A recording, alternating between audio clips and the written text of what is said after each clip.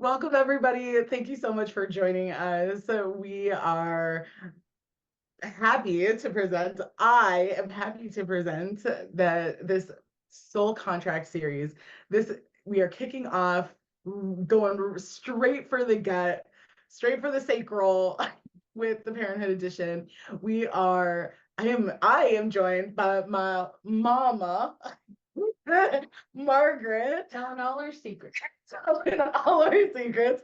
If you have wondered anything about me, why I am the way I am, how I got this way, how difficult I am, she is the woman to ask. We have Monica Cox, a functional fertility health coach who's just the bomb.com for helping you get and stay pregnant naturally. I'll let everybody introduce themselves in their own ways, but just like really quickly, I've got Cristina Menendez, who is happy. Oh, I should be telling you guys like how many children these people all have, like why I have them here on this podcast. My mom is one of 15, like 14 siblings, so she knows about a parent who parented, but she also birthed not just me, but my three brothers, my three younger brothers. Monica, you have two beautiful boys. Cristina Menendez is an author, poet, sound wizard, light language wizard. One of my dearest and first soul sisters coming up. She's got two beautiful daughters, and Miss AnnaMarie Greene, intuitive mental health therapist, social worker, clinical therapist, and a happy mom of one, Scarlett, one. She's hoping for more. I know. Oh my gosh, did I have another one? And I wasn't even aware. I'm jumping the gun here. She does want more, but right now, one. So, welcome, everyone. Please, let's start with you, Monica, and then Mom, you'll round it out. But Monica, go ahead and give us a little bit more about your background and like your just a brief bit about your journey to becoming a mom. Yeah, so I started at 27. I always knew that I wanted to be a mom. I'm the eldest of 20 plus grandchildren and had always worked in early education. And I struggled. I had unexplained infertility, failed IVFs, eventually found the root cause, started having miscarriages after I found the root cause. But eventually I have an IVF baby, and then I got pregnant naturally after an 8-year journey. And I have two beautiful little boys. And now I know I was contracted, or they were contracted to me to start triggering the shit and help me start exploring and digging down to my true potential here on Earth. So yeah, thank you for having me. Cristina, you're next. Hi, everybody. I am Christy Happy Place, and as Abigail said, I am a Reiki master, light language channeler, sound bowl player, artist because I love to perform, I love to write, I write poetry, and really what brought me into this journey was my daughters wanting to instill in them emotional intelligence and then figuring out that I didn't have any. So my biggest triggers and also my biggest teachers are my children. I have two little girls, a 10-year-old and a 6-year-old, and boy do they teach you presence. Boy do they teach you about who you are because they mirror it constantly. And I can definitely go on and on and on about our soul's contrasts between my two kids and myself. So yeah. Miss AnnaMarie, you next. Yay. Hi, I'm AnnaMarie. So as Abby said, I am an intuitive therapist. I'm a licensed clinical therapist. I've been a therapist since 2020. I have my master's in social work, my undergraduate in science and social work, and I am a professional intuitive, and I bridge psychology and energy work so that it simplifies everything in the mental health world. But I would definitely say that my journey started with my daughter. I got unexpectedly pregnant when I was 22 years old, and I was a junior in college.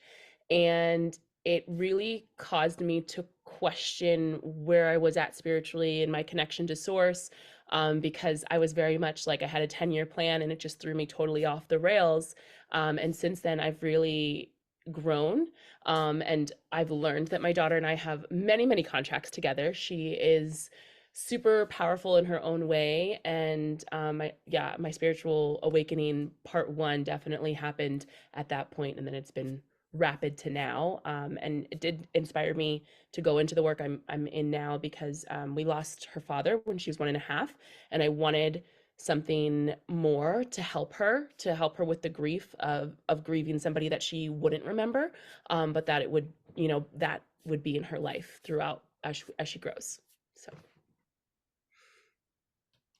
Mom, so much to tell, so much to tell. Oh, you know what? I had Abby when I was 23. When I had her, I knew that that's what I was supposed to do. Actually, with all my kids, I knew Abby and James have one father, Sterling and Peyton have another. When I was younger, I knew when things were going to happen. But with the amount of kids in the family, and I didn't think we were poor. At that point, I didn't know what that was. So we just kind of did our own thing. But the backlash of stop telling me what's going to happen, stop saying things you don't know, that kind of thing, made me just decide one day to just be done. Right? Like I wasn't going to do it anymore. I wasn't going to say it. I wasn't going to put it out there.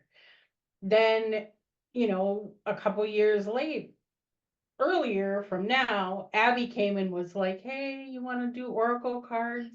And I thought to myself, all these years, I've been waiting for somebody to say, do you want to learn how to do this again? Right? So my soul contract with my children is to give them the tools that I know that I have and had when they were growing up, and allow them to be who they are today. Like I never put the dads were never in the picture. I never put myself in a single mother category. Like that was kind of my thing where I was like, nah, I'm not a single mom, right? Like in my world, I already knew that I had help from somewhere out in the universe. Like that was I always knew my kids were going to be taken care of.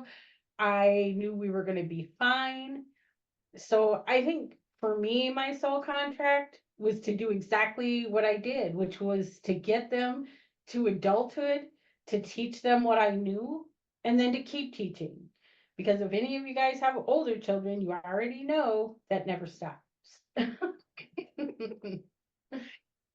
So you actually bring up a really good point, Mom, about like having this sense of, or a good place for us to start, I should say, having a sense of like you're taken care of. Is that something that the rest of you guys have as moms, or do you feel like that's something that you're still working on, or do you have this feeling like you'll never quite get there, you're always going to be just like fearful for your child? Like they're going to be 80, and if you happen to still be alive, you're going to be like, don't fix that road. Like what is your sense from where you are sitting right now with that for you guys? AnnaMarie, can we start with you? yeah, so I definitely think there's a level that I'm still learning, just because I think that I had to unlearn a lot of things about just like being a perfectionist in life. But I would say that as a mom, I'm the oldest of 5, so and my youngest sister is 12 years younger than me. So like I got to see a little bit of like how my mom handled her 5th child, which was very much like the bottle dropped on the floor, it's fine. Just rinse it under some water. It doesn't need to be hot water. Rub it off a little bit, it's fine. So I never really worried about that kind of stuff on a regular basis. I'm like, oh no, it's fine. Like if she falls, like you're fine. Like rub it off. You're safe. Like we have different things that we use. I think if anything, I worry much more about like older her and emotional processing, just because I know for myself, like I grew up in a very different home. My parents are great, but like emotionally speaking, emotions just were not done in my house. So I think if anything, that's where I worry about, because it's so unfamiliar for me. The things I don't worry about are the things that I grew up seeing, and like, oh yeah, it's all right if like you don't get everything perfect, if they don't eat all organic food, like so I would definitely say it's still a learning thing for me. Okay. Monica, what about you? Do you feel like they're going to be taken care of? You good? Or is there some learning that's happening? Um, we've spoken about this in other areas, but I feel like my two boys live, and I don't like this word, but I'm going to use it for lack of a better one, a very privileged life. They live the life of Riley.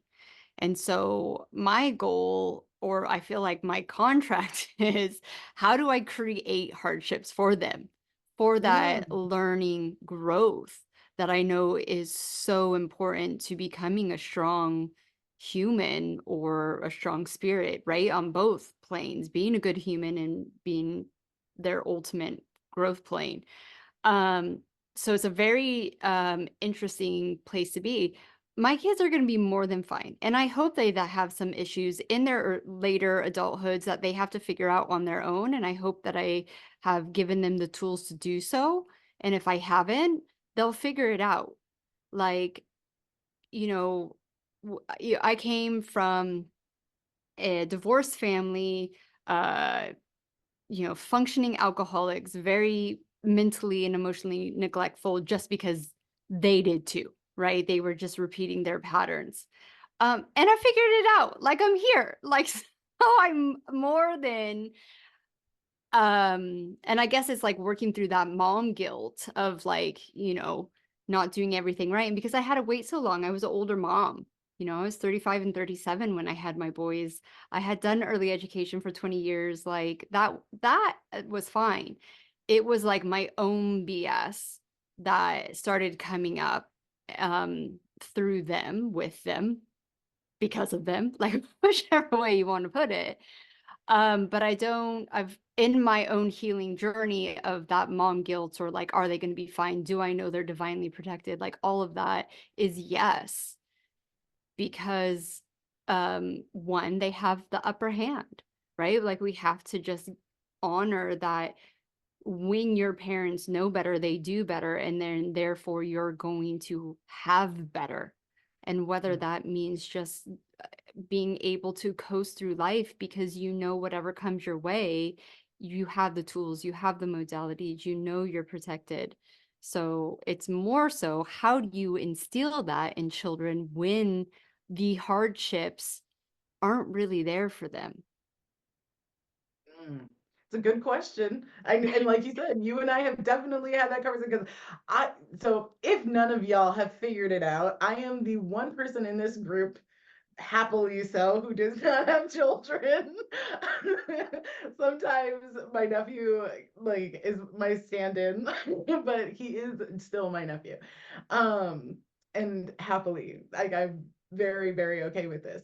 But I do have this feeling that my generation, so I'm late millennial, in 89, um, just I see basic my contemporaries, clearly you guys, but I see my contemporaries who are having children basically treating them like they've got kid gloves, in my opinion. And that might come off as a very like harsh opinion because I don't have children, but and I would be interested to hear your guys's thoughts on this of, we live in such a privileged, luxurious world. Not everybody has to grow their own food. Not everybody has to walk to school. Not everybody has to um you know uh not have technology. I don't know of a single child at this point that at 5 or younger in some cases doesn't have access to a cell phone. And I remember a time when I didn't have that. Like I was one of those last people who didn't have, like I started off my life without a computer, without a cell phone, and I had to go outside and play. So in this world of extreme luxury. You know, where is our boundary for our kids to get them to like be amazing, functional human beings and like truly be able to say, you know what, I know what it is to value money, to value somebody's time, to be respectful to our parents, because sometimes this luxury makes them very demanding and very like, why aren't you giving it to me now? So, Christina, do you have thoughts on this? Yes, of course I do. um, my husband and I had immigrant parents, so money was always something that was that was being chased because they lost everything when they immigrated here. Both my husband and mine, we have that in common. But our children live very privileged lives, very. And as Monica just said, like it is actually teaching them community service and how very privileged they are. And that's actually something that I'm currently researching for my children because they don't understand how privileged they actually are and how many resources and support systems and activities and things that they get as a given that they don't realize that one, their parents didn't grow up with that, and two, a lot of their friends don't have that either. And even as simple as like choosing not to eat a meal just because I don't like the way the chef made it. No, it's not. No, it like my father would have just like been beside himself if I behaved in that manner. And it is really about, okay, how can we dial it back so that our children can be grateful for the life that we're providing for them and really understand how very fortunate they are to be able to have the support systems that they have, the activities that they get to do, and just the entertainment, the lifestyle, all of the things that we have been able to provide for them that we didn't receive as children. And even still with the struggles that they deal with, because it's not to say that my kids are carefree or stress-free. On the contrary, I believe that my children also deal with stressors that we didn't deal with because education was different back then. Because when we left school, whatever problems were at school stayed at school and didn't come home with us with our technology. So they're dealing with a very different dynamic that we didn't deal with when we were children. And that's not to say that they don't have things that stress them out and cause them anxiety. And to some of us, it's like, nah, it's not that big of a deal. These kids are really privileged, but they internalize it very differently than my generation did, because there's no way of shutting certain things off for them. And so it is figuring out that happy medium. And I do believe that that's where like finding a level of service for them that needs to be a key piece in these kids that are receiving all of these things that so many of us weren't able to because we hadn't been able to build the luxury that we currently have now. It wasn't there for me in my growing up experience. And so now that we're able to provide it for our kids, it's like, wait, now we have to dial it back a little bit because they don't get that we didn't have that. They don't, because to them it's a given. So question, I'm going to challenge this a little bit. So yeah. like, as you said, we didn't have that, but our children do. But our children only have access to it because parents give them access to it. So if we're seeing that things like technology, for example, is allowing for them to like bring things like bullying from school to home and they don't get a break from it, why is it that parents aren't saying, you don't get a phone? You don't get a phone until you're older and can actually process things like that. And you have to, if you are being bullied at school, you have to come home, you have to talk about it the same way that you and I did, right? Because we didn't So have. So my kids don't have phones, but they're on technology because their homework is on technology. So that's where it becomes challenging. Like we have to supervise them so that they don't get on their iMessages and start messaging their friends or whatever, but they're on technology because that's where their homework is. I mean, they have to do certain lessons on there on a daily basis. And I mean, my kids have desks in their room, but they can't do their homework at their desks because if I'm not watching them, they're not doing their homework. They're on YouTube. And I have everything like as blocked as you can possibly have it. But these kids, like, they figure it out. Like they figure it out.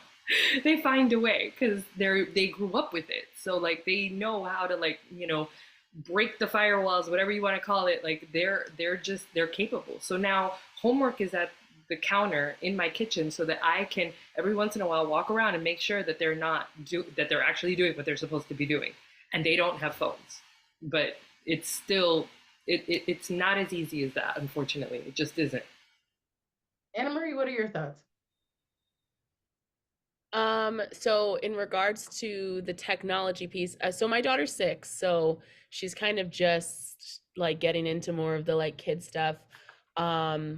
I will say I think I have a different perspective in regards to, I feel like I grew up privileged, not like super out there, but comfortably middle class, growing up, and both my parents married, and like although we didn't do emotions, I had a wonderful childhood.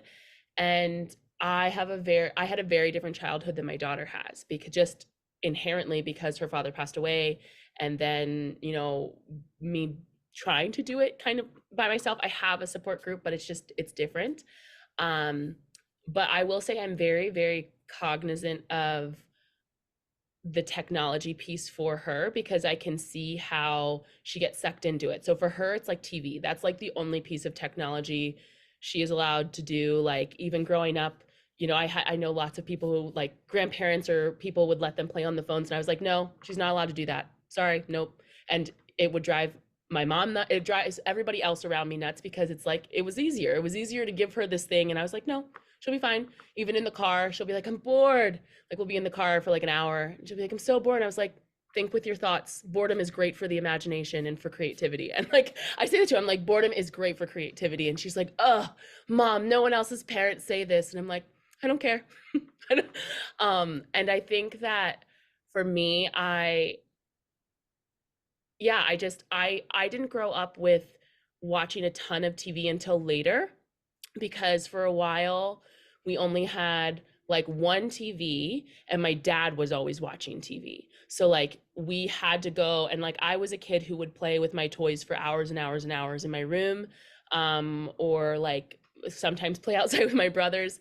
But I try to instill that in her now, like, and by limiting, like even during the weekday, it's no TV, weekends, it's 2 hours on the weekends. And I really do that because I want her to have those same, like I want her to use her imagination. And even when I've done little experiments, I know this is very like how very therapy of me, where I've let her have like unlimited TV on the weekends, and it definitely changes her behavior and how she shows up. So I'm going to try to limit technology as much as I can. But even in the schools, like they do a lot of video work. They do a lot of stuff on like iPads. We don't have we don't even have a family iPad at this point. My parents have an iPad that she sometimes uses when she goes to visit her grandparents, but I just don't have that in the house a lot.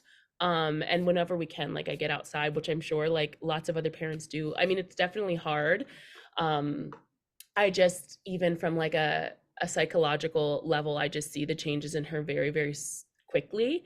We had to have a conversation actually the other week, because she was watching Netflix and she had been watching this Barbie show. It's like, whatever. It's like one of those new Barbie shows on Netflix. And she started to respond to me and her godmother, Sarah, very like as if she is 16, 6 going on 16. And she would say, I don't know, Mom, where you got that idea. And I was like, oh, hit the pause button, hit it real fast. And we had to have a sit down conversation. She was like, well, Stacy talks this way to Barbie. And I was like, Stacy and Barbie are sisters, first of all.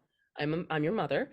And second of all, like we just had to reset boundaries. So yeah, I hope that answered the question. But yeah, so that's kind of my perspective. And we try to rein it in as much as we can. I send her outside as much as I can. Go play. I tell her, like, go make up a story and go play outside.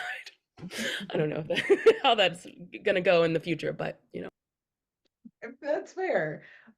Mom, you come from a very different generation. You grew up very, very differently from every single one of us that are here. You certainly like raised me very differently than I would say most kids are raised.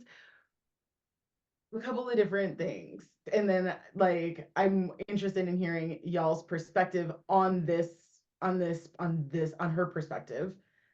What do you think is something that parents are lacking now, raising kids, having kids, raising kids, that you think was there when you were growing up?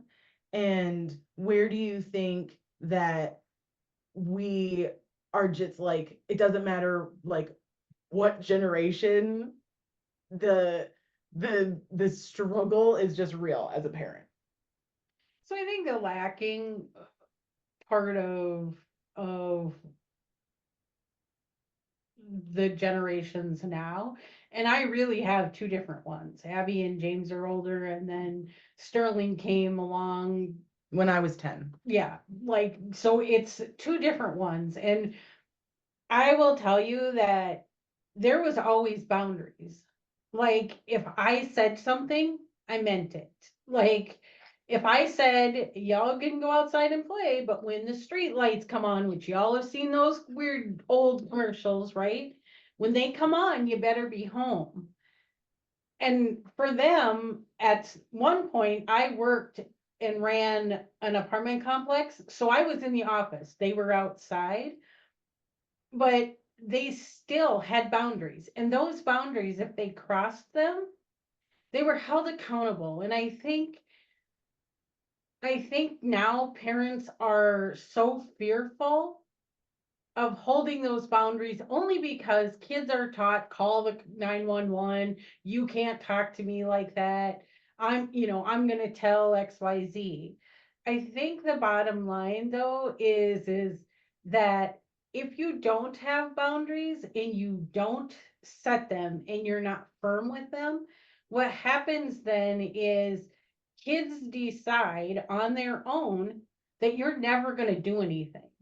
So I can be mean, I can be a bully, I can be this, I can be that, because everything that I give you, and I think this is where the word privilege comes in. I know that it's a wider array than that, but I think that kids are not necessarily privileged, right? You all have money I probably didn't have, or not, whatever that looks like. But I think what happens is that you're so worried about like what's going to happen to them if you punish them and they don't get to finish all of their extracurricular. These guys never had it. Never. Like, that wasn't a thing. I worked 80 hours a week. I said, I am the one that takes care of you. I never used the single mother for anything. Like, that wasn't even in my vocabulary. My thing is I chose to have my children. That is where my boundary was, right? I am not going to put it out into the world and say, well, it's everybody else's deal and they're learning all these things, right? So my boundaries, don't get me wrong, because I'm going to tell you a story about little Miss Abigail and technology. So she was probably, I don't know, 11, 12 maybe. Yeah, something like We had just gotten computers, whatever. I I ended up intercepting a package in the mail that she had gotten on the computer. Somebody in Africa or some weird country, this man was sending her bracelets, perfumes. You know what? As soon as I intercepted that, I got on the phone and I called the police and I said, I need a female officer here now, like right now. like this is stopping. I'm not even having a conversation with you. Like I need you to understand how scary and important this is. Like I need you to believe that I'm not just telling you that because I don't want you on there. You know, I need somebody who's in authority that can say, yep, I'm going to take everything off your computer and we are going to figure out who this is. So technology, even back in my day, even though it was just the computer and not the phones and all of that, I think again it was boundaries, because after that, little girl, there was no more. Like she was on the computer, she was doing her thing, you know, she was on it. And I never did the, you know, let me see your phone, which some parents have to. I get that. I never did, because my thing was is this, I will find out. Like parents, you know, you're like, dude, you don't even have to tell me that you're out doing something because I already know you did. Like you can't even lie to me about it, kind of thing. So I think for the lack is that when you set boundaries, you have to. You know, and Monica was talking about I want hardships for my children.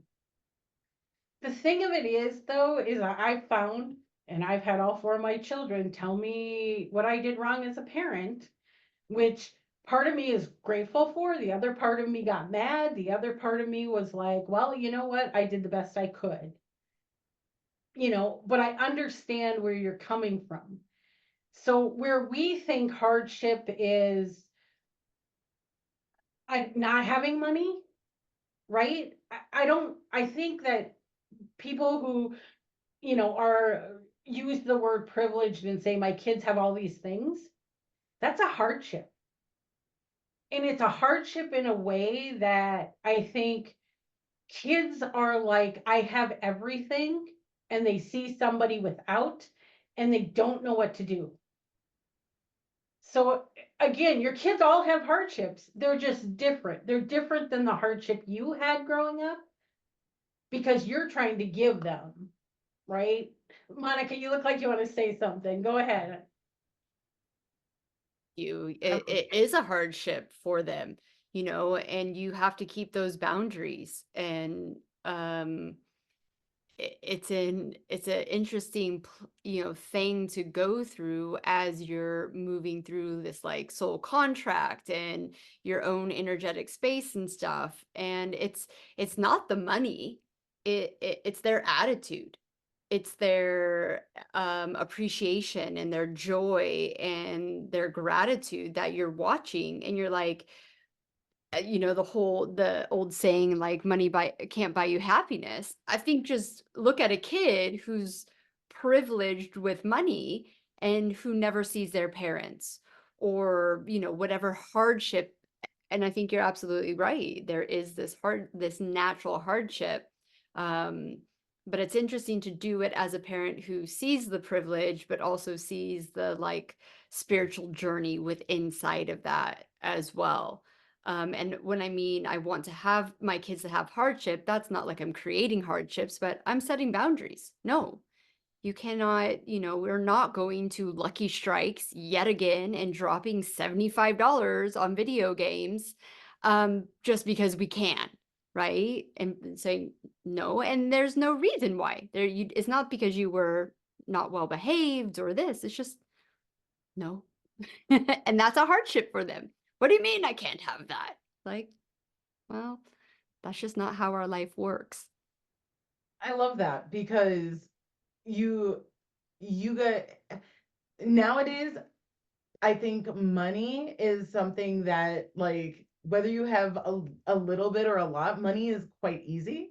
Um, it it's just different, you know. I have definitely, I heard and saw where my mom grew up in this little tiny 3-bedroom or something like that, farmhouse, single level, like having to get up at 5 a.m. to like pick corn or beans or and like I'm so grateful she was like, nah, not that life for you. um so yeah, I love that there isn't any equivocation for you, Monica. It's just the answer is no. You don't need that. And that is something that I think a lot of parents can't say. And this brings us to the space where we can really dive into this aspect of soul contracts, because I think one of the aspects of a soul contract that can come up within parenthood is the emotion of guilt and how much you feel like you have to give to them because in some way you like don't do enough for them, as if like, and I have two minds about the sentence I'm about to say, but you've given them life. So like what more is already I gotta give? But like there's some, like I said, two minds about that, because I also, another part of me is like, no, no, no, no. Just because you gave your child life does not mean you now are like supposed to give everything to them. That's stupid. Um, so I'm interested in your guys' thoughts around guilt. Number one, do you have it? Do you have guilt in relation to your children being a parent? And what does that look like if you're willing to share? And where do you think you are in the healing process around that? And if you feel like you need to go into shame, go ahead, but we can limit it to guilt because I know shame is a little interesting. AnnaMarie, do you want to start? Yeah, I can start. I definitely have guilt. Oh my gosh, 100% without question, like you're talking about. And I was like, oh yeah, that's me. Um, and I think that it plays an interesting role.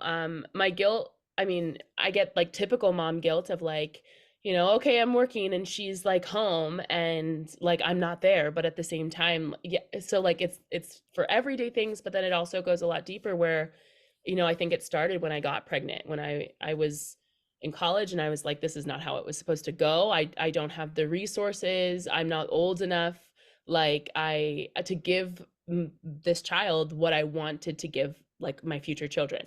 And then continues to kind of snowball into, she only has me and now I have to fill both of these roles. I have to overcompensate for the fact that like dad isn't here, so I have to play both roles.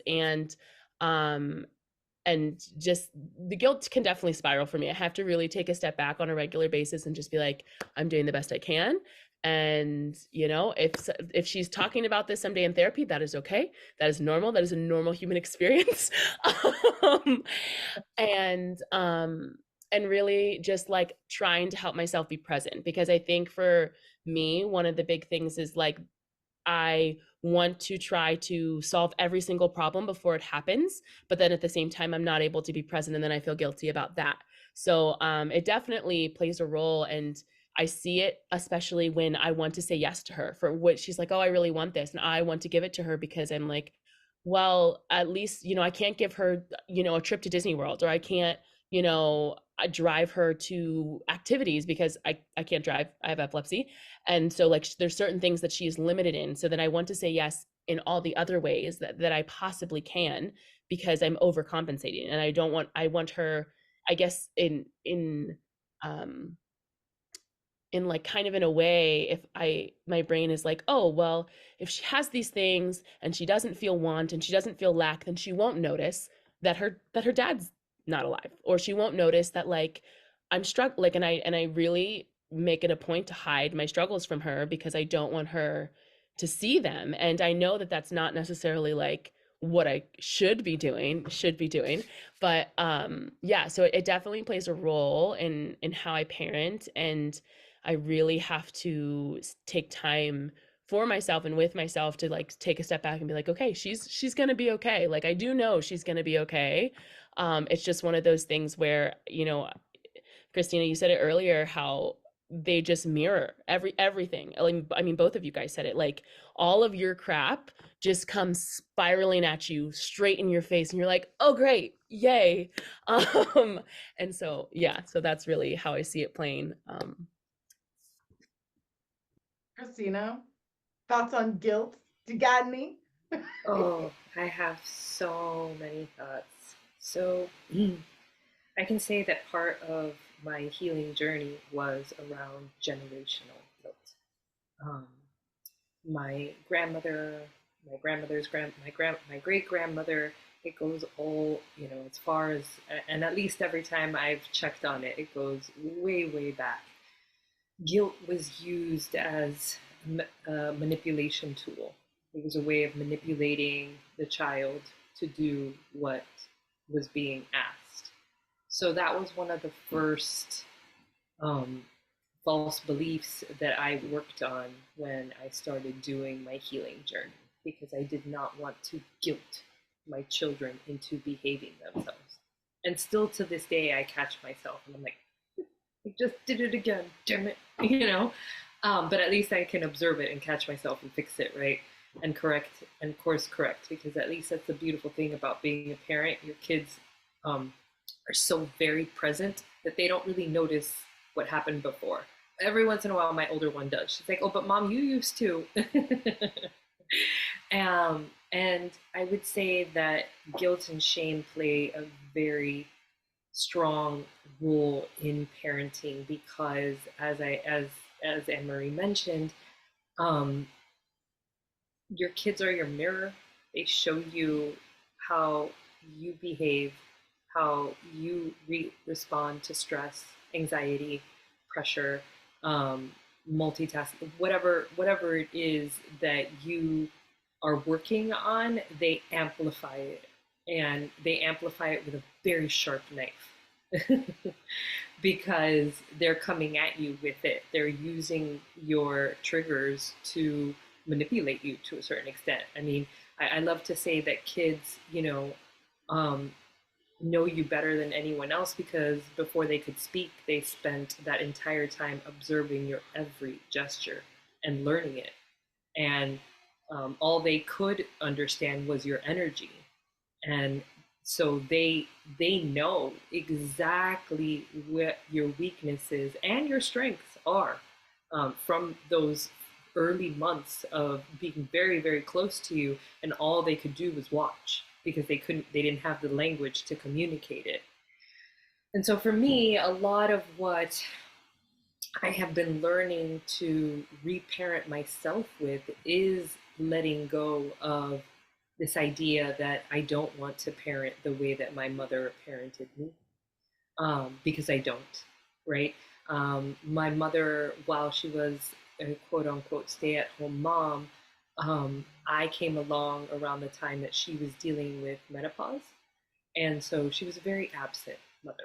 I really was parented by my older sisters that are 9 and 10 years older than me. And I remember a lot of this because of what I'm going through with my daughter right now, where she has mirrored me in so many ways of my own childhood, different, right? Because she's her own soul and her own human and having her own experiences. But many of the pressure points that I dealt with as a child, I'm having to watch my daughter have. And what I then have to step back from is she is her own soul going through her own experience. And I'm not parenting the same way.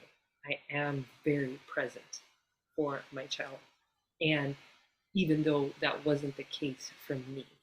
And a lot of times that mother guilt though will kick in, as AnnaMarie was saying, oh, I don't play with her enough, or I don't whatever, or I didn't sit down and play Barbies with her enough, or whatever the case may be. But what I have to dial back is whatever I am doing, that's enough.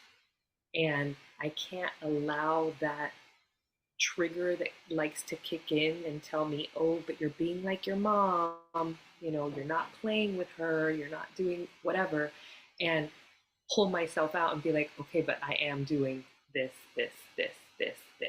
that she never did. So, and that's where that reparenting yourself kicks in. So I definitely feel that those of us, and I wrote about this earlier when I knew we were having this podcast, and it was a very channeled message where those of us that chose to be parents picked the hardest job. We're the bravest of the souls, because when we have children, we aren't just parenting our children, we are reparenting ourselves for all the trauma that we experienced as children, so that we don't put that on our kids and let them have their own experience. And that's a really hard job, because we can easily get sucked into it, especially when we see them having very similar experiences to what we had. And so it is being able to step away and be like, you know what, they have to go through what they go through. They have to have their experiences. They have to know that when they come to me, they're safe. And that's the best we can give them. And that is not always an easy line to walk. Yeah. Because shame and guilt does kick in. There's something that you said that I'll come back to, but first I want to hear, Monica, what is your thoughts around mom guilty? Do you have it? Does it play? Where are you in that healing journey? It doesn't play as much as it used to, and I think that just, as you said, Christina, like once you start healing that inner child, you're just like, yeah, you're not even close to having the hardships that I went through. And it's not like like a comparison, like they should have those. But anytime that kind of like, oh, I didn't give that to my child, and it's just like, yeah, because my child didn't need it, right? There's almost zero guilt now, because I know that I am giving them the best that I can actually give them right now. And, when you think, I don't want them to have what I had in my childhood, and if you can really radically look at your life, you can be honest and be like, well, they're not going to have that, because I'm going to do my best to make sure that doesn't happen for them. So, and I think I shift a lot of this through, just being an entrepreneur. It's almost like a mirroring, like all my journeys are very mirrored: motherhood, entrepreneurship, and my fertility journey. And all the guilt of, I'm not being present with my kids, I'm at work, I should be with them, all that kind of stuff came up. And then it's finding a balance of, where your kids are in their childhood, how much do you need to actually be for them? Because, going back to your mom's point of, or I think you said it, the kit gloves. And like, I have to be there for my kids at everything. I have to give them everything. Well, that is doing nothing for their adulthood. I think I saw some memes about the whatever generations behind the millennials, and they can't even call for a doctor's appointment.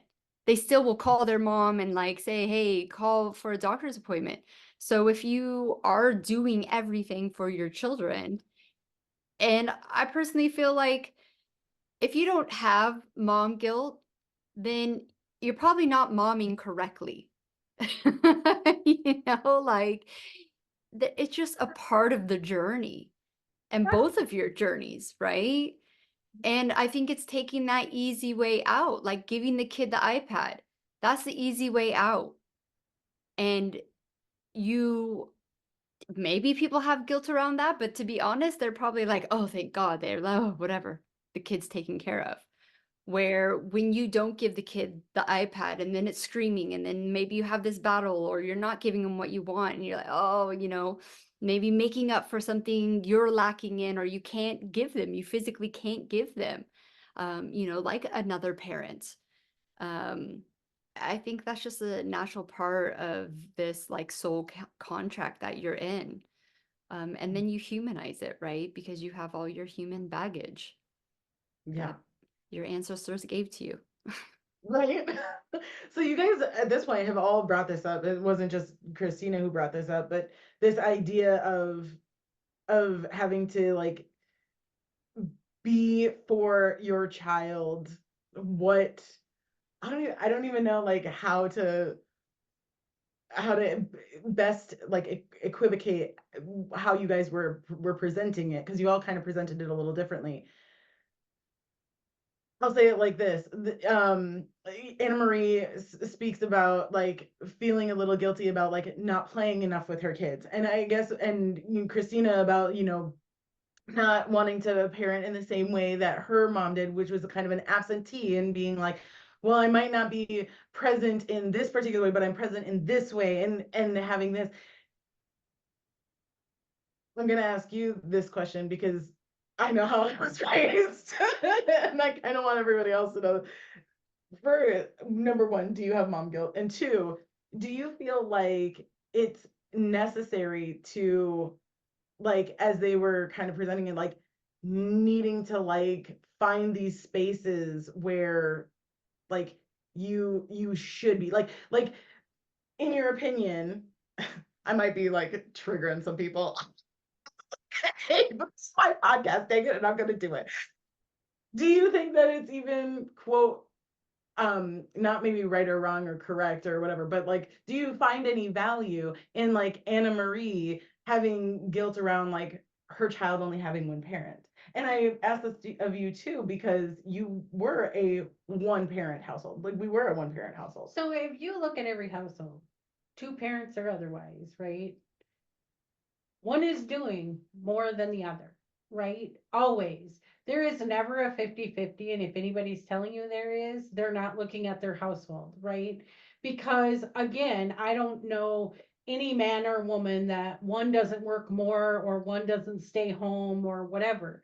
My guilt was not about what I gave my kids because I made it very clear about things like toys.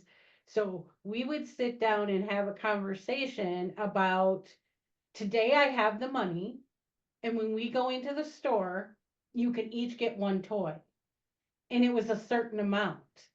There were other conversations where I was like, not today, not today. I don't have the money. I never went into, I got this bill, I got this bill, this is, out of control. Like I never drug them into that. But there was always a conversation about what needed to happen before it went there.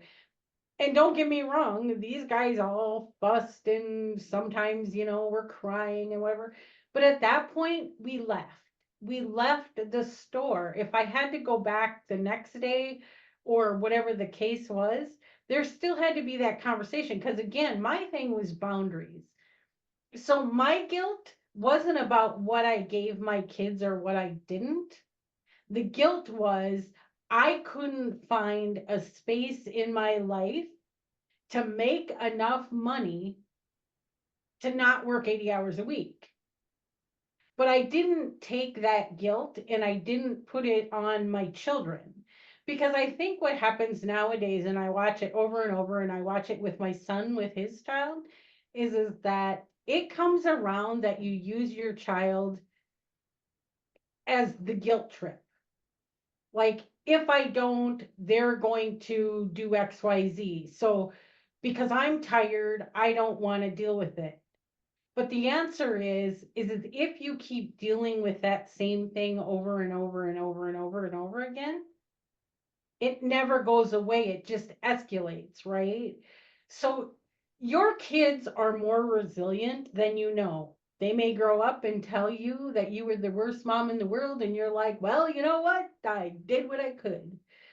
But in there, you guys have to look at yourselves in the mirror and say, what are you feeling guilty about? Because is it really that you can't give your kids a toy or you really can't drive them somewhere? Or does the guilt lie within you that you're not doing something for you? Right? Like just anything, even like AnnaMarie, and I'm not trying to single you out, right? But like as that mom that says, I can't drive, I can't this, I can't that, right? You're not the only mom in the world that can't. Scarlett is going to figure out that her mom is the coolest mom out there. Why? Because every day you teach your children something. You teach them something, whether it's you're doing the dishes, you went to work, you wrote poetry, you were, the best, fertility specialist out there. Like that's what I wanted to teach these guys was I need you to go out in the world and make some kind of impact. I don't care what it is. You don't have to go to college. You don't have to do XYZ, but you do have to take care of yourself. So every one of these guys, when they were 8, they were doing their own laundry or they wore dirty clothes. Like for real, like that was a thing. Like I never made my kids do chores. Like that wasn't a thing. I didn't say it's Saturday, Abby, you got to go clean the bathroom. My expectation for these guys, and still at the age that they are, if I ask them to do something, I want you to do it now. Because I could have done it myself, right? But I need it done now. So I don't ever have that problem if I ask that they're not willing to be like, okay, I just need to put this down and I'm here. So I think what parents nowadays need to learn is, where is the guilt coming from? Is it guilt about what you don't have? Because your kids don't know any different until you give it to them, right? So if they don't know about the, that you're willing to give them the Barbie, right? They don't know.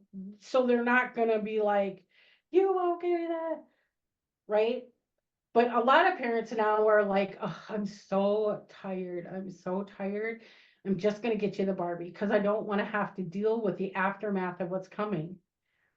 My fear as a mom was, I don't want my kids to grow up and be not very nice out in the world because I allowed them to do all of these things. So I think guilt plays a role in everything we do, but I still think that parents nowadays really need to look at where the guilt is. What are you guilty? What are you feeling guilty about? Is it really that you can't get her the toy? Or does the guilt come because I'm not out working to get more money to get the child that?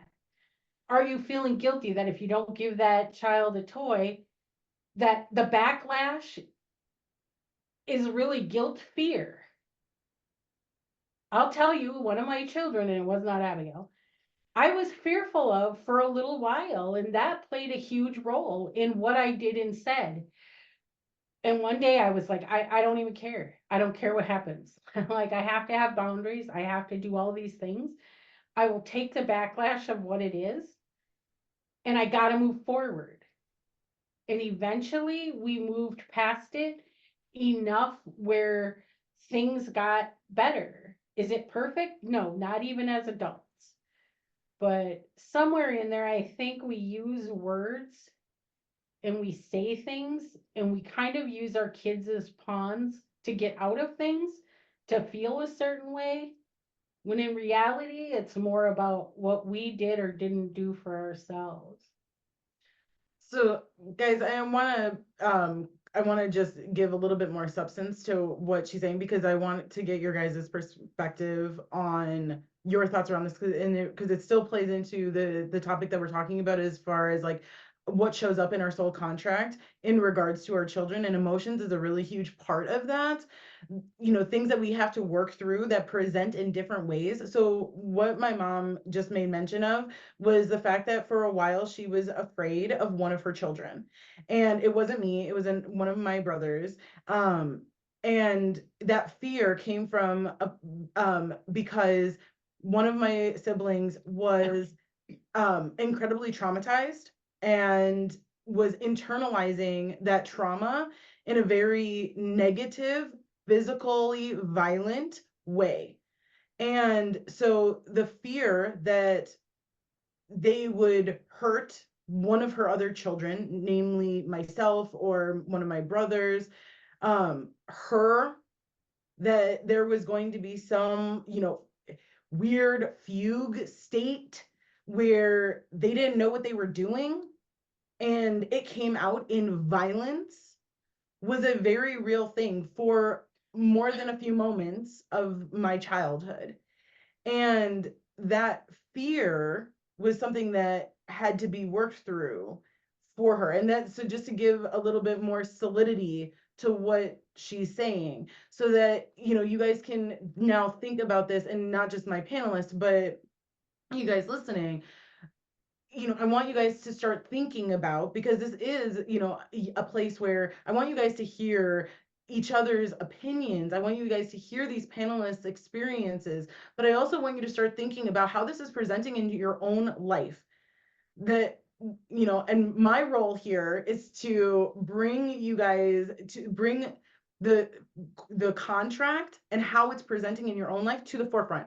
I'm not experiencing these things through parenthood, but what I am the expert on this panel is the soul contract.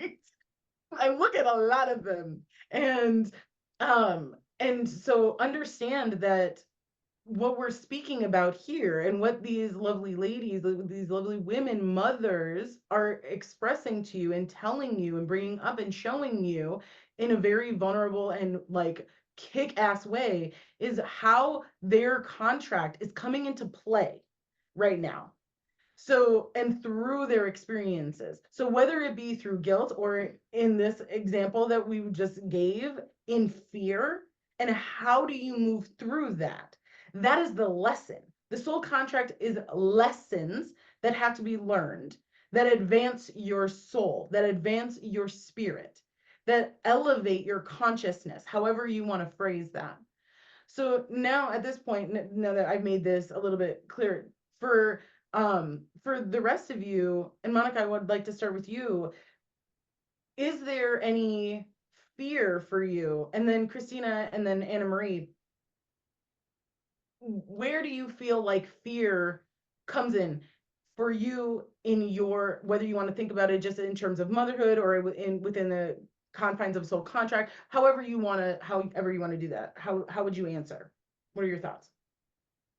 Well, I mean, right now, the word fear or the emotion fear doesn't like resonate with me. I don't feel right that I have any fear.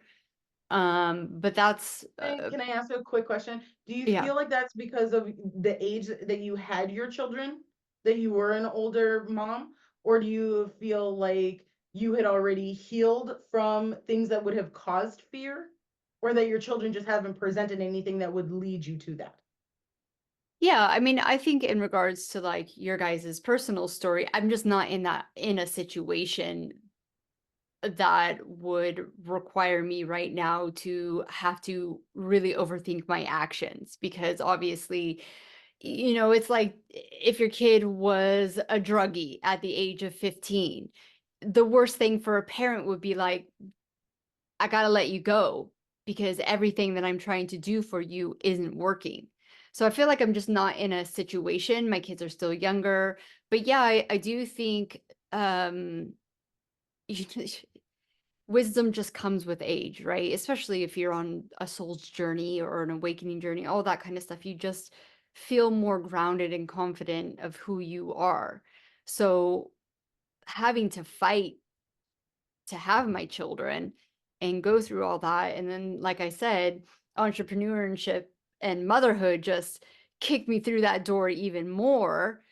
I feel like the fear of what could come is made up anyways. Like that would just be stories I'd be playing in my head. And so I don't go there. And then I suppose when I'm faced with that situation, if I ever am, if that's part of the larger contract of like, okay, this is what you have to move through, um, I feel like already I've been through enough to understand that the way I move through it is going to be a choice of how I go through that. And those choices are going to be both logical in keeping people who are also in the family or nearby safe. What the person that our children that we have this contract with, keep them safe to my best ability. But then also that surrender piece of letting go, of realizing that these are the things you're moving through together. Um, but yeah, it helps. I think it helps being older. Abigail, I'm sure you are this kind of advanced being. These things, were naturally inside of you, right? But when you get to 42, you'll be even wiser. So I just think with that, that's what's so incredible about aging. And when you realize that, like bring on the 50s, like I'm stoked. If this is what I know about like 40s, like, wow. Right. So Yeah. just age, it just naturally comes with you. And then the Mhm. more you move through that with your children, I feel like no matter what comes up, um, you have the tools, you have the capability, and you don't let the fear overtake the situation. Christina? Um, I agree with Monica, but I think that there are innate parts of me that still work on letting go of the worry. I also have to throw my husband into the mix and throw him under the bus a little bit. He's a worrier, and so his energy totally rubs off, and I'm constantly like, I gotta let all that shit go. But my oldest is complicated. She has her complications. She is my spirited child, who mirrors me constantly. However, she does have her challenges. And like right now, we don't want her to continue at the school where she's at. And on Friday, we find out if she is going to get into one of the schools that we applied for. And there is a concern because we know the writing's on the wall that this isn't the right place for her. We need to get her out of there. And it is really now in the hands of the universe to put her in the right school for her. I have no control over it, and I have to let go of worrying about it and trust that the universe is going to provide her with the better opportunity and the right environment so that she can thrive. But I'm still a parent and I'm still a human, and that's probably part of my soul contract. I'm like, oh my god, please let her get into another school because she can't stay in this fucking school any longer. I'm human, and I'm 44 years old, and I can say that like there's this concern there that lies right there that is just like, I know this isn't the right place for her, and I need to get her the F out of there. And I'm just like, I'm playing this waiting game right now where I'm like, oh my god, please let her get into another school, dear God. She deserves this win is kind of like what also plays out in my head. Like she's gone through enough already in this school and had really awful experiences already that are definitely part of her soul contract that she agreed to. She's a tough cookie, and she's proven that. And as Abby's mom said, kids are resilient as all hell. And I've watched her, rise from some really traumatic experiences that she began at the age of 8 having. And still as a parent, as much as we have talked and mentioned about letting the individual have their experience, I'm still a parent watching this transpire, and as an intuitive, feeling into the energy of what is transpiring for my child. And it still fucking breaks your heart, if I'm being perfectly honest. And you know that there's nothing you can do, you just have to be there for them. But that doesn't make it get any easier, if I'm being perfectly honest, right? And that's the work, right? You have to just let it be what it is. But that doesn't mean none of those things exist and that aren't there playing with your head in the background, because they certainly are. And that's why I kickbox and sound bowl and Reiki and do all of the things that I do to help my brain get out of those crazy thoughts. But that doesn't mean they're not there. And yes, there is wisdom in knowing that the fear is what you play out if you allow that energy to hold you. And letting all of that go and trusting that the universe is going to provide the solution better than the one that you would have come up with. And releasing the idea of control. And what I'm explaining right now are all my fucking lessons. So, and yeah, I don't have it all figured out. And I know that part of it really is about learning to let go of hoping that we can control her situation so that she has a better outcome. Potentially, if she doesn't get into another school, it's because she still has more lessons to learn at this one. And as much as I'd like to release her from it, because I know that this environment is toxic for her, perhaps that's part of her contract too. And I have to let that go. Oh, look at Abigail nodding, going, amen. I'm, as I mentioned in the beginning, Christina and I, deep, deep soul sisters, meant to do this, connect in this life for sure. And so I'm well aware of, how things are going with her daughter, as she was explaining, just very briefly. And you make a good point that, we are talking about your guys's contracts as mothers and how your guys's like how you are raising and what that looks like and where could the lessons be in there and how are emotions playing and all of these things. But Christina brings up a good point that just as y'all as parents have soul contracts, so too do your children. And there is a level and layer, and here's where we get real meta. Here's where we have to start holding two truths simultaneously. Here's where we have to start like letting go and letting God, whatever you want to put it. That there are certain things that you just cannot control. And I understand that for parents, that is like that is the proverbial you got the universe has got your bull's balls in a grip because it's just there's literally nothing that you can do. And I think that humans being humans and humans becoming parents, we whether you have graduated out of this at some point, either very early in your motherhood journey or your parenthood journey, or you're still working on it, or you may never will graduate out of it, there is certain things that you cannot control. And I know that that sucks. Like, I'm not a parent, and I'm telling you, I see every single one of you parents out there who really want to control everything in your children's life, and you can't. You can't stop them from hurting. You can't stop them from learning. You can't stop them from growing. You can't stop them from interacting. You can't stop them from being terrible people. You can't, make them good people. There is a line to where your job as a parent begins and ends. And while that beginning and ending is it's not a straight line, it weaves and bobs and goes up and down. There's dips and troughs. There's on that path in between where there's a swerve, there's something you can't control that your kid has to go through.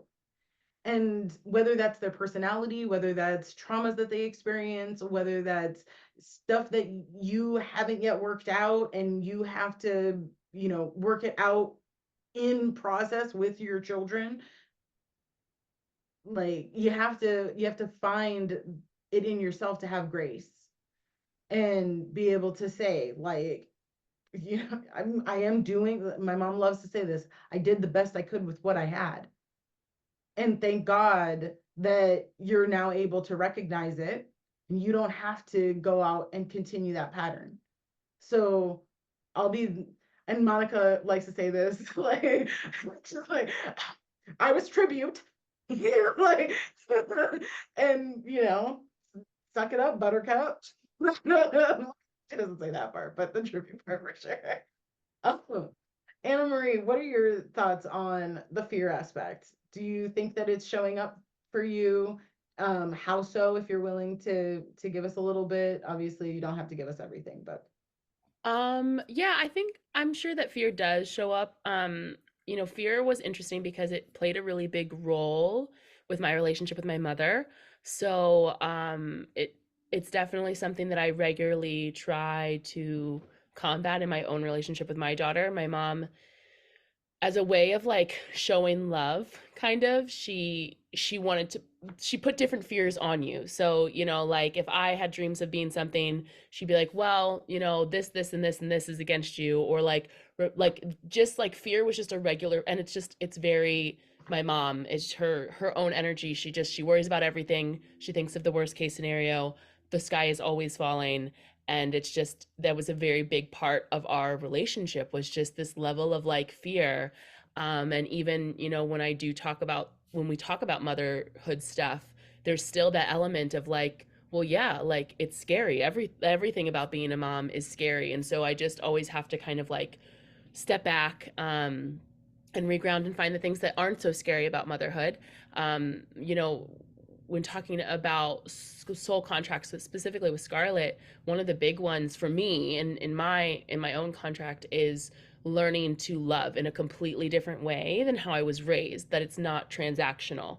And that was very much kind of the MO of the relationships in my family growing up, and what I was taught, even if it wasn't like consciously taught that way, um, was that relationships are transactional. So like what you give is like what you get, and whatever you expect to get, you better like have a plan to like give or overgive, and be fearful if you don't overgive.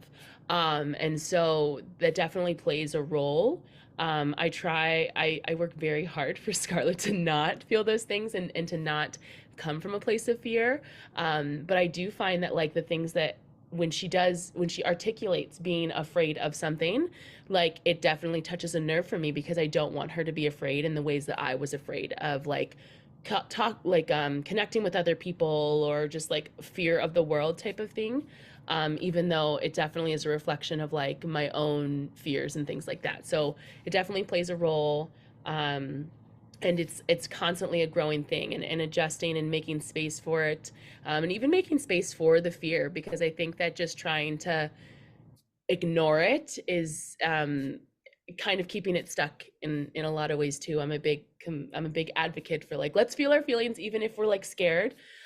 Scarlett and I will do this thing where like, okay, we got to get the wiggles out because we're feeling scared, we're feeling nervous about something, so we'll like wiggle it off. And it kind of just changes your energy around it. So I'm gonna ask a question that may be triggering for some listeners.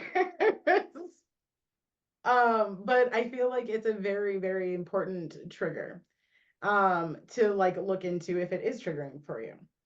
And I'm gonna ask this question, and I want everybody to just give me a very short yes or no, and then we'll like discuss. Um, did you want to be a mom?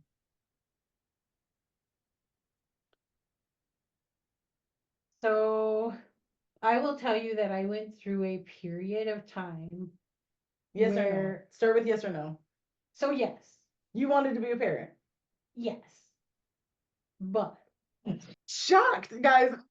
You learn something new every day. I grew up like up until yesterday. My mom has always said she did not want to be a mom. So I will. We're gonna unpack. I am in therapy right now, guys. We are gonna unpack this in just a second. Uh, Monica, I'm pretty sure I know this answer. Yeah, you don't go through what I go through if you don't want to be a mom. So Yes, yes. there. Christina, did you want to be a mom? No. And I had a Okay. contract that I didn't want to be a mom too. Okay. AnnaMarie, did you want to be a mom? Yes, just not at the timing that I became a mom. Okay. Circling back, explain yourself, woman. So at 23, right? The grand thing of finding somebody and, you know, having kids, that was all there.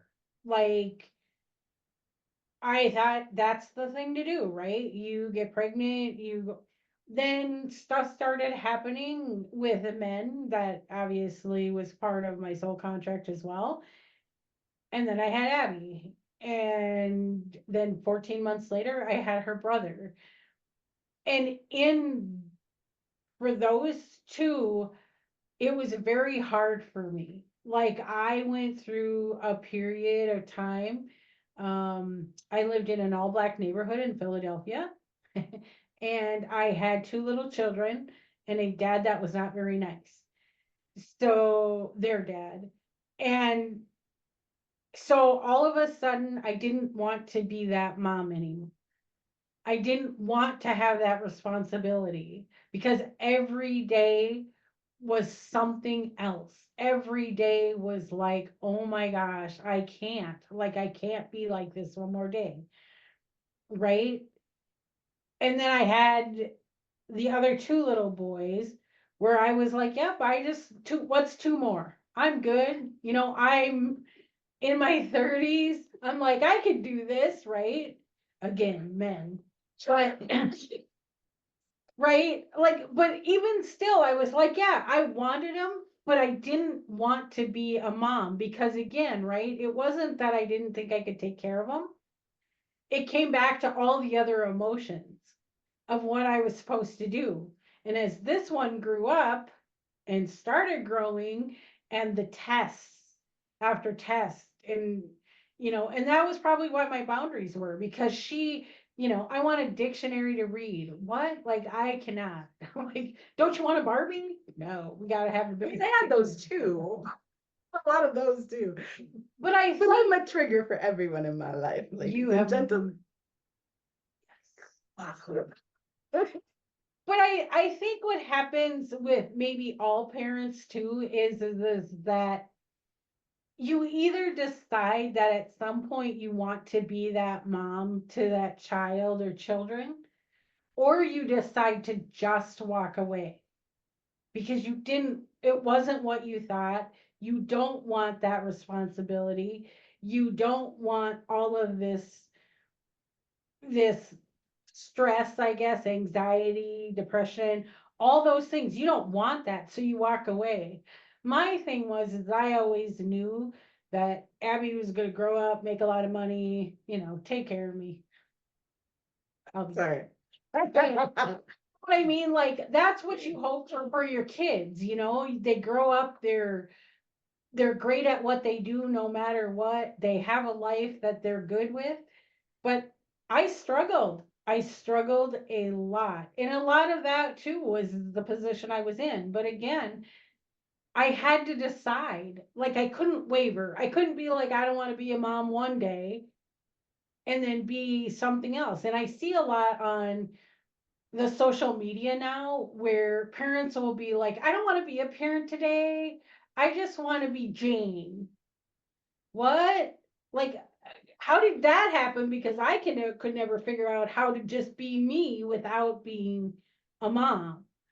Like, your kids don't go away from you, even if you have separate houses kind of for them, divorce or otherwise. But where do you decide that you are going to be the mom to these children?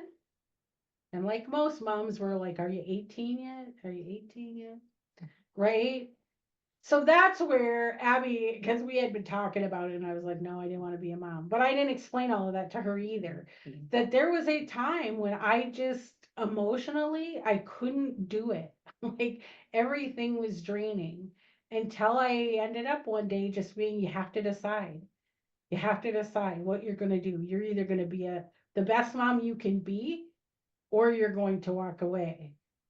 And I think what happens is that, again, the guilt comes into play if you decide you're going to walk away. Why be a bad mom? Why teach your children that they're not loved or they're not right? Because Abby and James's dad walked away. You mean we ran? Yeah. Like, I left him and he's like, I don't want them. I don't want them. So again, Best thing he ever did, speaking from the child's perspective. And I want to make a clarification just real quick too. Also, like, and I know that my mom will agree with me on this, that when she says walking away, she doesn't just mean physically. She means emotionally too. Like, you can stay in the house and you can walk away emotionally from your children. And this is like, obviously there are like nuances and stuff to this, but understanding like what she's saying then too, and like logically through that of, how can you be the best parent is really the question. How can you be the best parent in what she's saying? Sorry. no. So I mean, again, right? That's where you have to look at yourself and say, am I being the best parent that I can be? Am I setting my children up for success? And everybody's success looks differently. And that's why I tell people that I talk to there is no right and wrong in parenting unless you're not going to walk away from something you don't want, right? It's with any relationship. If you're going to stay in a relationship and you don't want it, you're just there. It's the same way with your children. The relationship with your children, if you don't want to be there, they know you don't want to be there. So, again, what is right and wrong? Nobody knows because we all don't live the same life. We all don't have the same background. But I think you have to make a choice. And I don't think it can be a gray line. Like, I don't think you can be like, well, someday, some days I'm going to be a mom. And today I just want to be Margaret and I'm going to go out and, I'll be back in a couple days. Like, what happens if they call you? No, I'm Margaret today. Sorry, I'm out. Right? And trust me, I know somebody that does that. And it's like traumatizing, So I mean, I think you have to decide. And I don't think that there's probably not too many people that don't at some point in their child's life that says, I don't want to be a mom, unless you are, like Monica, where you're like, oh my God, like I've done everything. You know what I mean? But maybe she has too. I don't know. Like, she's like, what did I get myself into? Somehow. Monica? Yeah.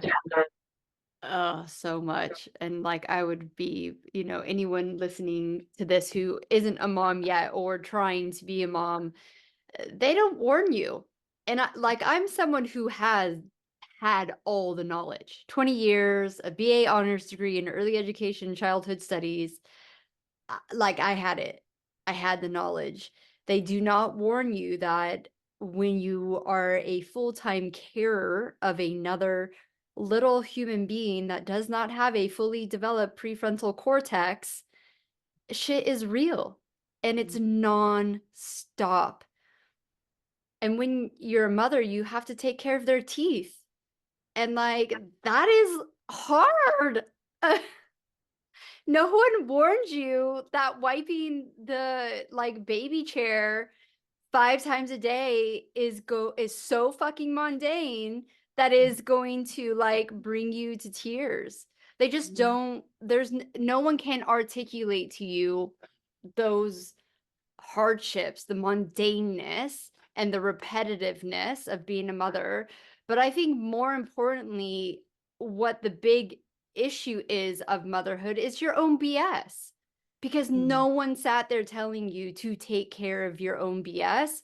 Because if you don't, your kid is there to trigger the shit out of you until you learn. And those are the two issues that no one says. I mean, they do an amazing marketing job of what Parenthood,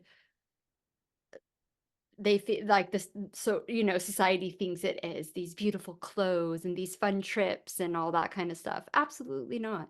And all these parents who are homeschooling and living in a trailer with 6-7 people in a trailer and life is fun, bullshit. Either you have your all your BS, all of you have no hardships in your life, I believe you. Other than that, you're once again selling a lie. Or the popular moms, or there's some popular moms who literally make content for social media about their kid asking for a peanut butter and jelly sandwich, and they're making it from scratch, full night beautiful gowns, and it's just sending this message that is unrealistic. And no one's saying, hey, that's social media, that's not real life. She's making millions of dollars out of doing that. Not knocking them for what they're doing, but it's the reality that it is that you are coming into motherhood unless you've had a mother or a father that helped you through all the BS that you were doing together. And you're getting a completely different human being, like you said, that has a completely different soul contract than you. You think you're going to get this mini you. Well, hopefully you don't get a mini you, because guess what? You were a little shit when you were growing up, and you're going to get it times 2 now. Mhm. Like social services came to my mother's house because I was a hellion. And luckily I've dealt with some of my bullshit that the police have not knocked on my door yet. But there's still a lot of room for that. I But yeah, would say their kids are young though. There's time. there's time. There's time. But I think those are the two main things, right? We don't get told the truth. And of course not, because if anyone absolutely knew the truth about raising children, I don't think anyone would do it. Mm. Even like people who, like me, who paid tens of thousands of dollars to have a child, who You adopt, fought they for your kids. just think that, they have this ideal of what it's going to be like. I think if most people were right, and I even asked my husband once after a hard night, said, okay, here's the truth. Would you have kids if you knew what you were getting into? Nope. He didn't even let me finish the sentence. No, I wouldn't have. And I agree with him. It's hard. It's hard. So why then how do I want to phrase this? I know the question. I just want to like figure out how I want to phrase this. So why continue? For you, and I'll ask the rest of you guys this too, and because I want to like continue getting AnnaMarie and Christina's perspectives on the same idea, or what we've been talking about. But for you, why, knowing what you know, why do you continue? Why do you not say, you know what, this actually isn't for me, let me walk away? Because that would be the best thing. And I'm not saying that it is, obviously, like you're not, like if that idea of like, and now I know the truth. The veil has been lifted, the Oz is wizard has been revealed, and this is bullshit. And like I didn't sit and think long or hard enough about this. And like what keeps you going? What is it that for you personally is like, regardless of what I know, motherhood is what I'm supposed to be doing. I'm supposed to be stewarding these two boys' lives. Yeah. Well, I mean, a cat isn't just for Christmas, right? Like, it's some like crazy bullshit. If someone walks away from parenthood, it happens all the time, right? But why do you keep doing it? I mean, really, like, I know it sounds really messed up, but do you have a choice? And of course you do. But maybe it's that deep soul contract, right? And I know Christina, and this all got brought up because I had a client who's trying to be a mom, have a soul contract that she's not supposed to have children, and like the floodgates opened of questions and all that kind of stuff. So, I mean, I suppose it's just like that innate knowing that no matter how hard it gets or what challenges come up, that you're supposed to be here doing this. And because of my journey, I could look at my boys, they're both rainbow babies, and know that that specific soul came down. And I understand why I lost the other ones, or why the soul chose not to come in through that form or that body or that timing. So I think you just intuitively know that that was what was going to happen. I honestly freely say this to my community, that if I would have had kids at 27, I would have been divorced and I would have been a below average mom. And I know that I had to go through that journey to be able to be at a certain level to help steward what kind of soul my children were going to be and what kind of lessons that they wanted to learn. I had to be, we were talking about the whole Jesus and Mother Mary the other day. She had to be one badass bitch to carry through and steward that type of person who, became what he became. So I think you just innately know. And of course you can give up. Of course you can change your contracts. I mean, but reality is, I I don't know. Like, I don't know what to say about the people who do choose that, who do give up. You Mhm. know, are they pieces of shits, or are they just maybe true to their contract. Like, yeah, well, got contracted into being a dickhead, so here I am showing up, doing my part. I don't know. Like, it's an interesting question.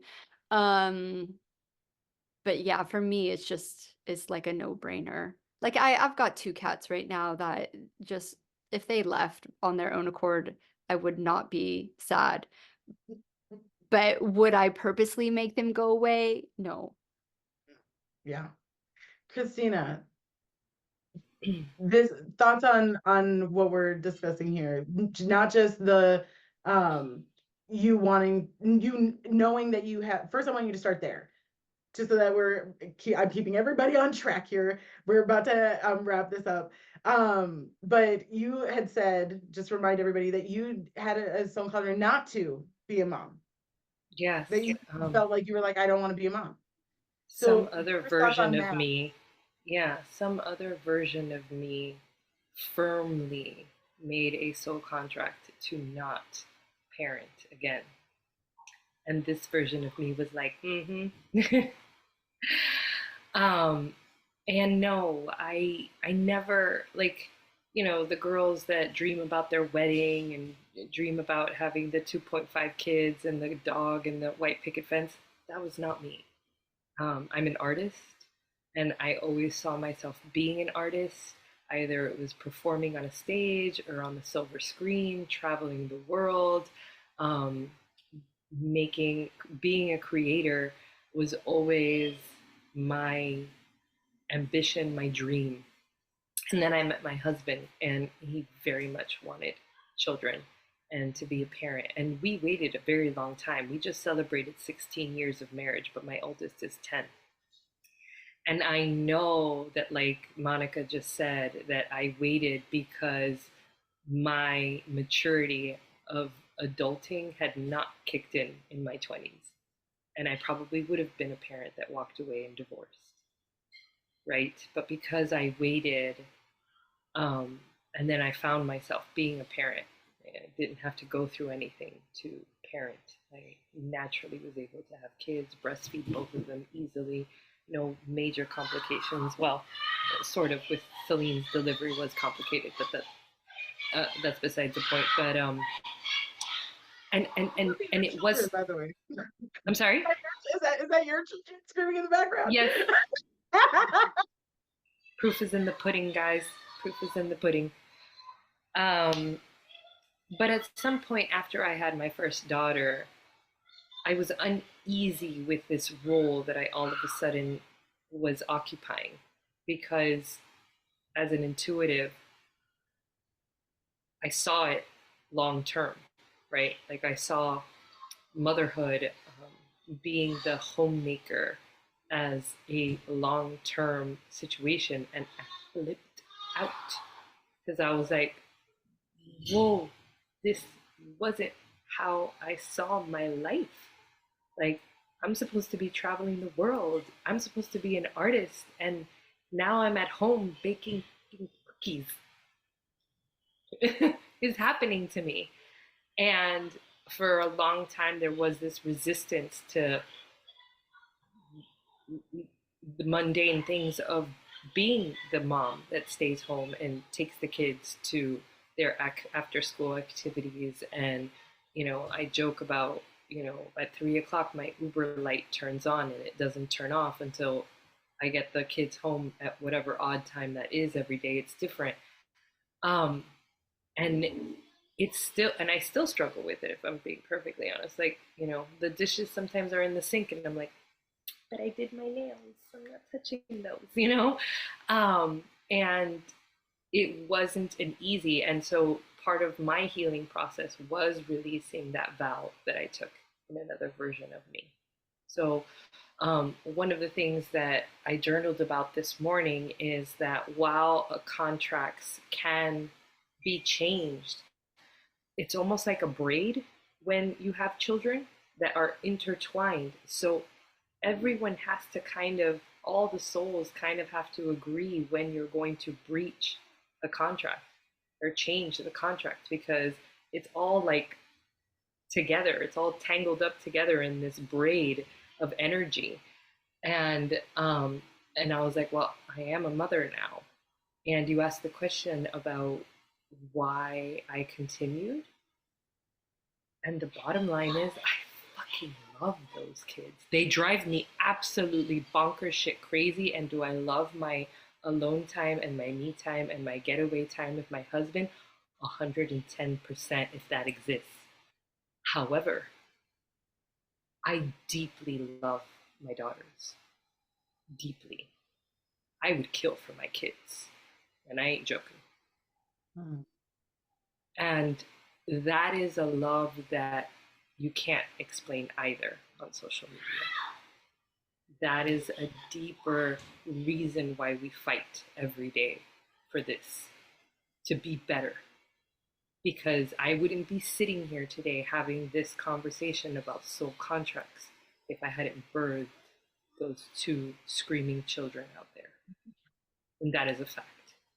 They made me a better human. Ooh, and I get chills when I say it.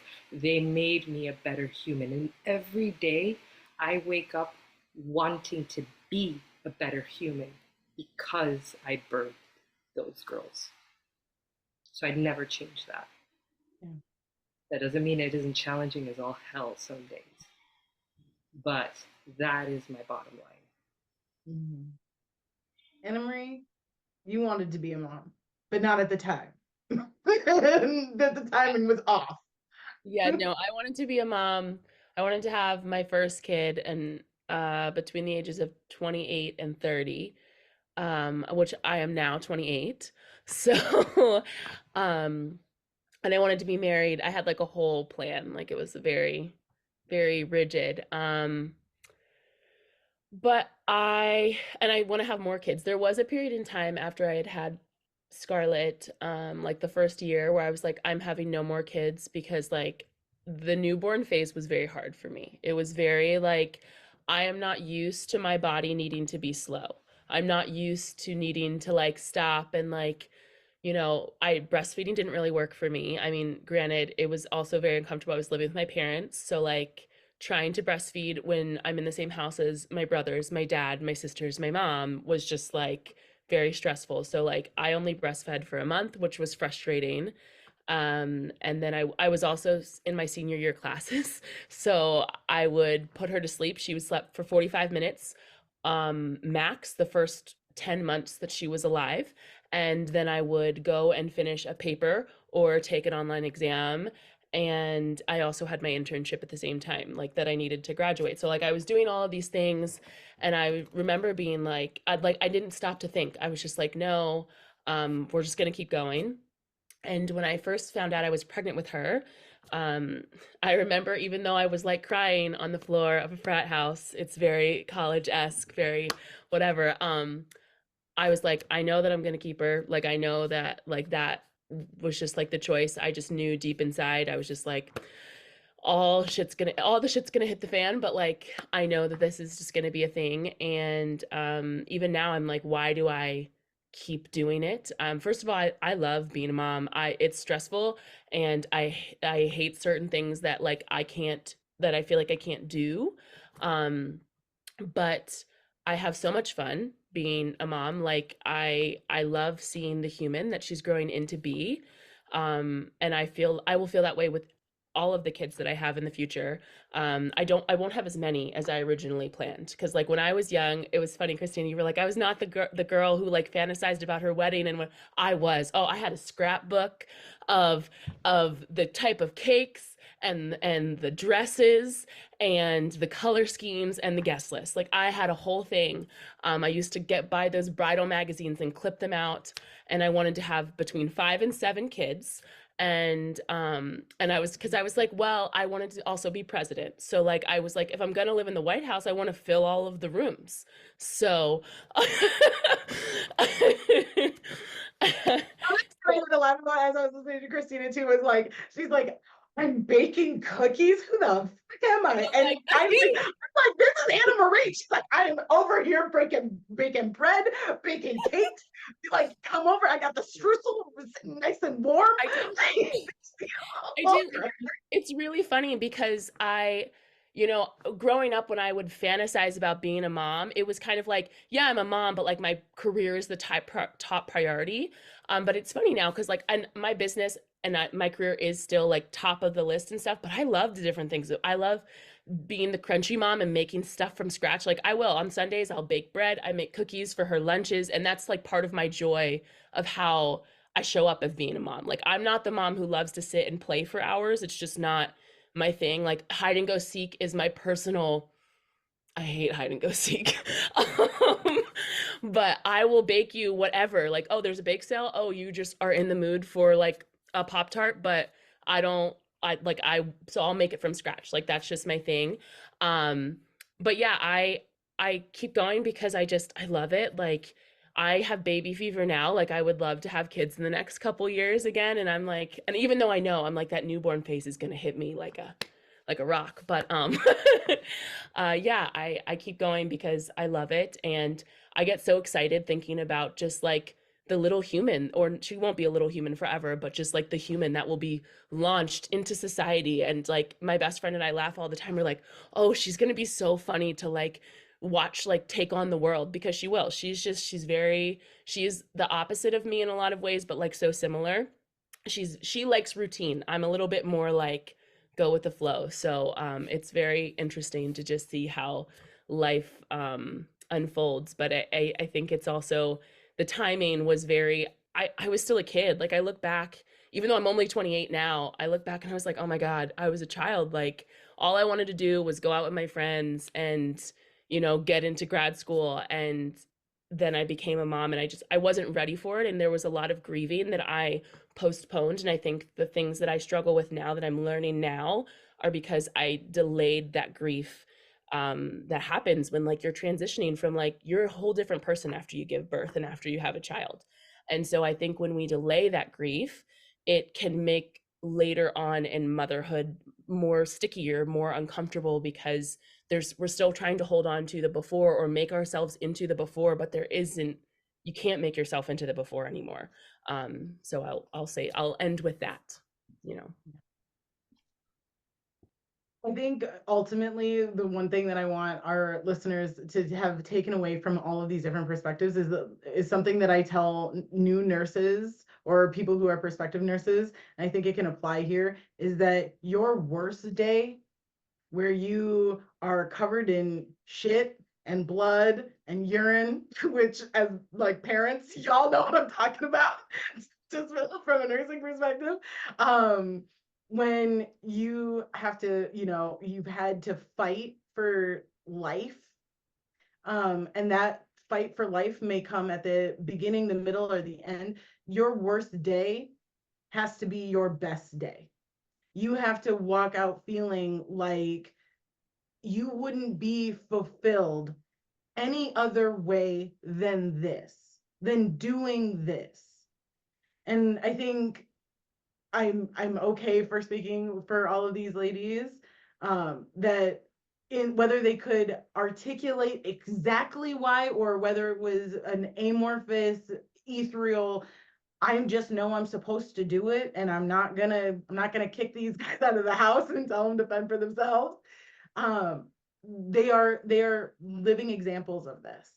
And I also want to make it very clear too that if you're listening to this and you have been questioning your role, and you're going through and you're listening to these perspectives and you're coming to a completely different conclusion, I need you to understand something that my mom was saying, that the best thing that you can do is to be truthful and honest to yourself, because your soul contract is standing up, rearing its ugly head, saying to you, I need you to listen to how you're feeling about this. And I need you to truly like think this through.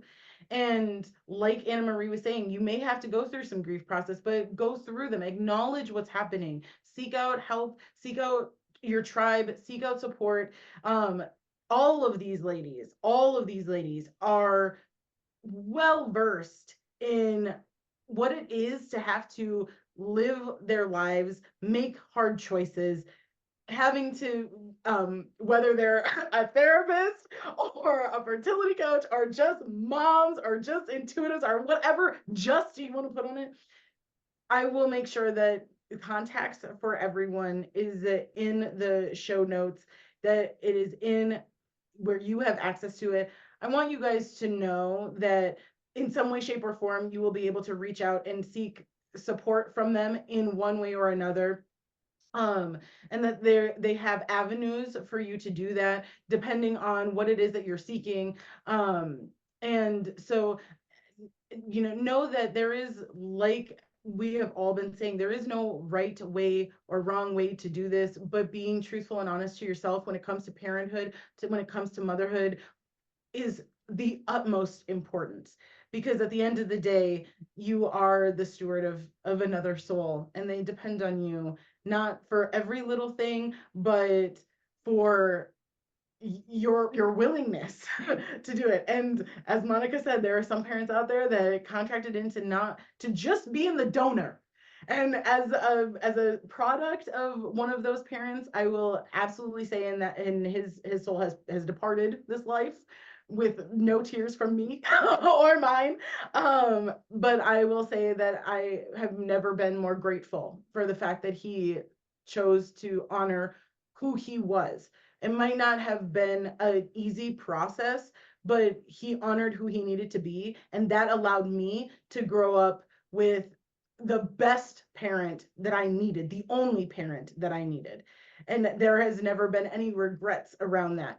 And so, speaking as like the product of that, I want any parent or any potential parent out there who's listening, who's really questioning that, who's really thinking like, is this in my soul contract to even be a parent? There is nothing wrong with saying no, and that stays consistent for you. There should be no guilt or shame around that. And if you are thinking of this through and you're like, yes, I am meant to do this, and I need to, I'm struggling with my fertility, Monica's here for you. I will give you her free discovery call link. All of these things, right? If you need support and emotions and how to answer the trauma and things like that, AnnaMarie and Cristina have avenues to be able to work with them to help you through those things. If you just need advice from a beautiful mama of four, give you my mom's email. If you're older and you're like, I just need somebody who grew up with nothing, inundated with too many people around her, right here, we've got you. Okay, we've got you wherever you're at. We will meet you wherever you're at. Thank you, ladies, so much for being here. The last thing that I want to say before we leave, each one of these ladies has brought up a charity that they would love for you to consider supporting. And I wanted to do this because this whole series will have this as a component of it. This is obviously free for everyone to listen to. It will be available on free platforms. But I want everybody to take a look and consider, like, being able to say how blessed have you been, and are you willing to bless somebody else, just whether you're thinking it's good karma, whether you're just wanting to bless somebody, whether you just feel like it's necessary for you and you've been looking for something good. We've got some really amazing organizations that really help children and help mothers, and is just a very beautiful place to start. So definitely check those out. And thank you so much for being present, for being open-minded, for being open-hearted.